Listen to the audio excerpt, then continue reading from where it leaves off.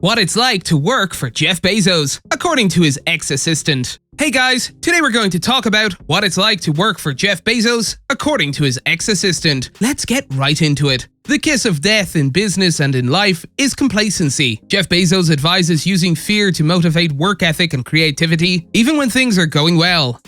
In a 1999 shareholder letter, the founder of Amazon wrote, "I constantly remind our employees to be afraid, to wake up every morning terrified." He then continued, "Our customers have made our business what it is, and we consider them to be loyal to us, right up until the second that someone else offers them a better service." To remain competitive in the future, Amazon employees must be fearful of losing their position as the best and commit to constant improvement, experimentation, and innovation in every initiative. But how does this look from the perspective of an employee? A former executive assistant characterized working for Jeff Bezos as relentless and unforgiving. She did state, however, that the founder of Amazon only invested in proven individuals. Bezos hired Anne Hyatt in 2002 and she worked for him for 3 years, managing everything from his schedule to his helicopter flights. She eventually moved to Google, where she served as assistant to rising executive Marissa Mayer and chief of staff to CEO Eric Schmidt at the time. Hyatt is currently an executive coach and has written a book about her experiences working with executives from big tech. According to Hyatt, working for the Amazon founder turned space magnate was relentless. She stated that at the core, in a single word, is who he is and who he wants his employees and his company to be. Customers are credited with propelling Amazon's growth from a small online bookstore operating out of Bezos' garage in 1994 to a $1.4 trillion company today. Before deciding on Amazon, Bezos considered the name Relentless for his e-commerce platform. Relentless.com continues to redirect to Amazon.com. However, the company has been criticized for allegedly cruel treatment of its employees, including a strict approach to performance management and extensive monitoring of its delivery drivers and distribution center staff. Hyatt stated that, despite the fact that the workplace can be unforgiving, working closely with Bezos has yielded substantial benefits.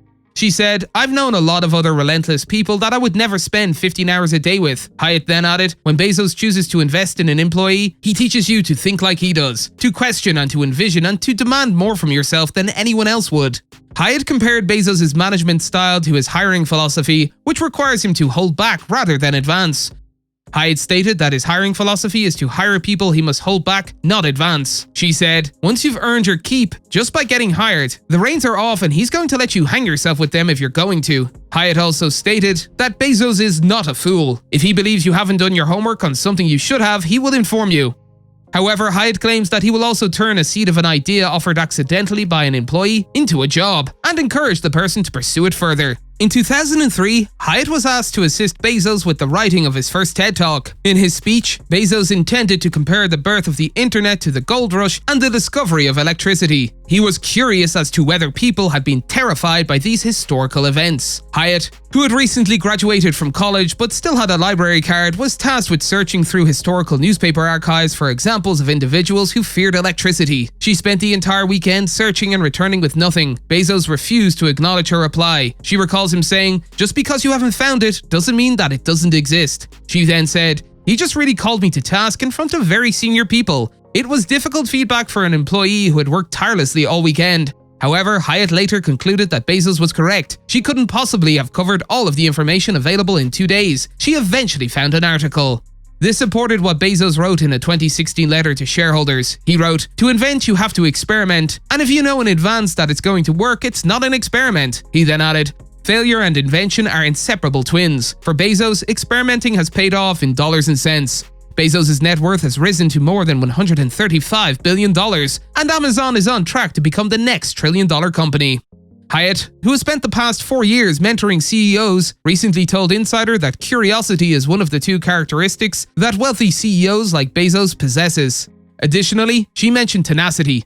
According to Hyatt, the secret sauce that set Bezos apart from other early internet CEOs was his management style and the systems he implemented, such as clear leadership principles and strict instructions for crafting the ideal memo.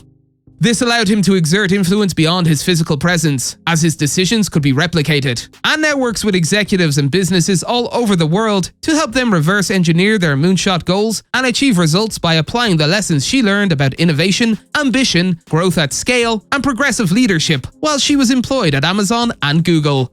Aside from that, Anne is dedicated to democratizing the internet and elevating voices that are underrepresented in the online conversation. That's all for today, and we'll be sure to catch you all in the next one.